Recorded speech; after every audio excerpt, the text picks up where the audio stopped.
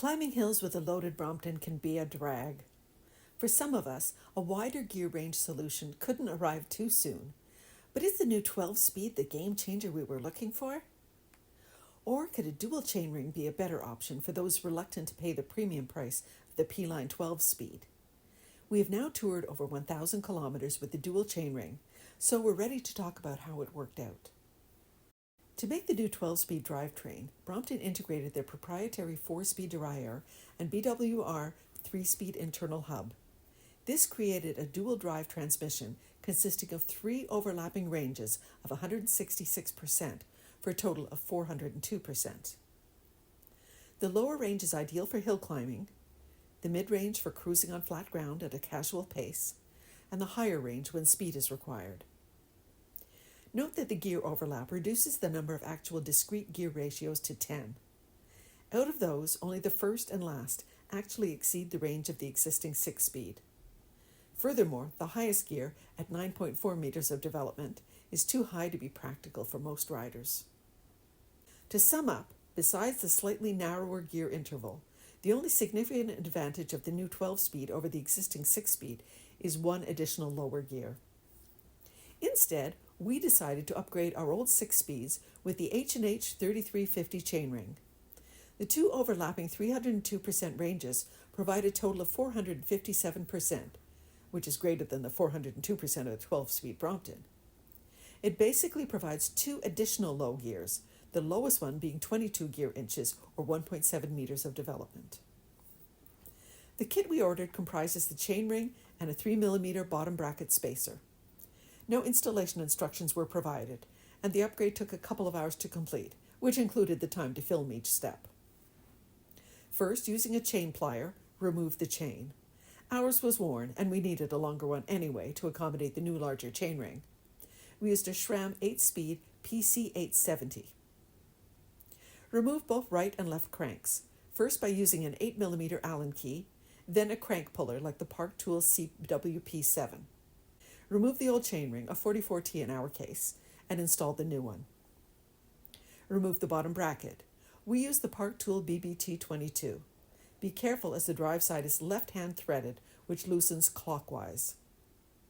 Apply some grease, insert the provided 3mm spacer, and reinstall the bottom bracket. We ran into a problem here as the spacer provided in one of the kits was the incorrect diameter and didn't fit on the Brompton bottom bracket. We eventually bought a correct size spacer on Amazon. Reinstall both cranks with an 8mm key. Cut the chain to 100 links using a chain breaker tool. We used our Topeak Ninja, and reinstall using the power link provided with the new chain. Finally, and optionally, install new rear sprockets. Ours were due to be replaced.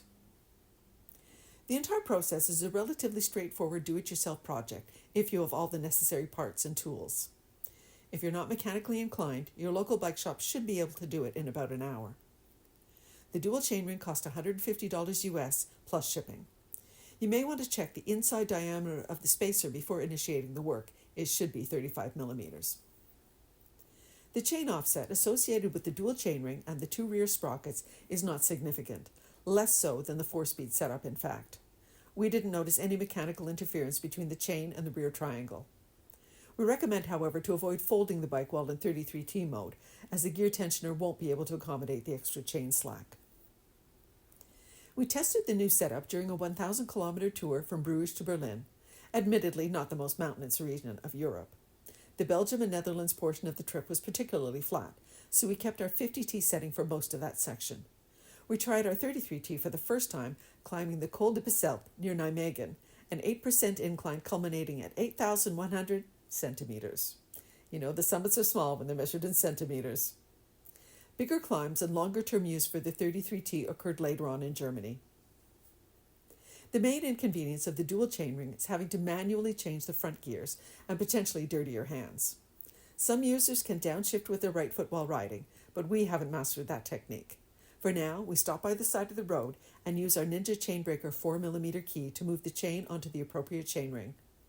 Because the key is always in the right handlebar, the process takes only a few seconds and doesn't dirty our fingers. No need to look for a twig or carry a stick. The chainring has sufficient overlap to avoid frequently stopping to change gears. The 33T highest gear, or 3 plus, is equivalent to 4th gear, or 2 plus, on a 6-speed C line, so it's capable of reasonable cruising speed on flat terrain. While riding in hilly areas, we would often keep the 33T all day, coasting down on fast descents and using our low gears when climbing. We're very pleased with the results. We can cycle in varied terrain, knowing that an unexpected detour or a lengthy climb won't stop us in our tracks. Compared to downsizing to a 40 or 39T chainring, it's more expensive and slightly more complex to install, but the significant gear range improvement it provides is well worth it. It's a mechanically simple and affordable alternative to the more expensive 12-speed P-line. It can also be a stopgap measure, extending the life of your 6-speed Brompton while waiting for the eventual release of a 12-speed C-line. Is a dual chainring an option you would consider? Or are you already using one? Please share your experiences below. This is Pam and Gilbert of Two Bikes for Adventure.